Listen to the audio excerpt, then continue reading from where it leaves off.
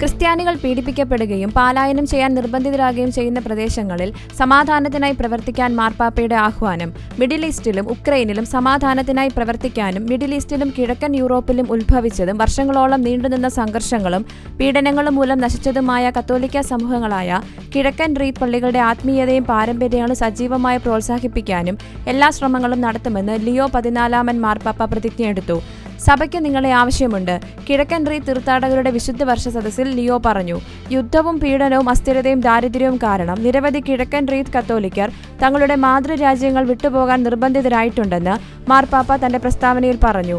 Middle east, Iraq, Syria എന്നിവിടങ്ങളിൽ നിന്നുള്ള ക്രിസ്ത്യാനികളുടെ പലായനത്തെക്കുറിച്ചുള്ള ഒരു പരാമർശമായിരുന്നു അത്.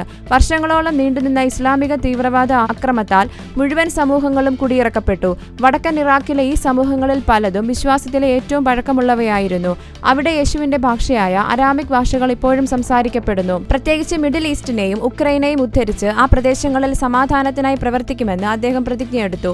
പോപ്പ് എന്ന നിലയിൽ തന്റെ ആദ്യ പ്രവൃത്തികളിലൊന്നിൽ അദ്ദേഹം ഉക്രൈൻ പ്രസിഡന്റ് വ്ളാഡിമിർ സെലൻസ്കിയുമായി ടെലിഫോണിൽ സംസാരിച്ചു. അദ്ദേഹം അദ്ദേഹത്തെ ഉക്രൈനിലേക്ക് ക്ഷണിക്കുകയും പിന്തുണയ്ക്ക് നന്ദി പറയുകയും ചെയ്തു. ന്യൂനപക്ഷങ്ങൾ പീഡിപ്പിക്കപ്പെടുന്ന പ്രദേശങ്ങളിൽ പോലും അനുരഞ്ജനത്തിനായി പ്രവർത്തിക്കുന്ന ക്രിസ്ത്യാനികളെ മാർപ്പാപ്പ പ്രശംസിക്കുകയും അവരോട് തുടരാൻ ആവശ്യപ്പെടുകയും ചെയ്തു. പൗരസ്ത്യ ദേശത്തും ലാറ്റിനിലുമുള്ള ക്രിസ്ത്യാനികൾ സ്ഥിരോത്സാഹത്തോടെ തങ്ങളുടെ മാതൃരാജ്യത്ത് തുടരുകയും ചെയ്തതിന് ഞാൻ ദൈവത്തിന് നന്ദി പറയുന്നു, അദ്ദേഹം പറഞ്ഞു.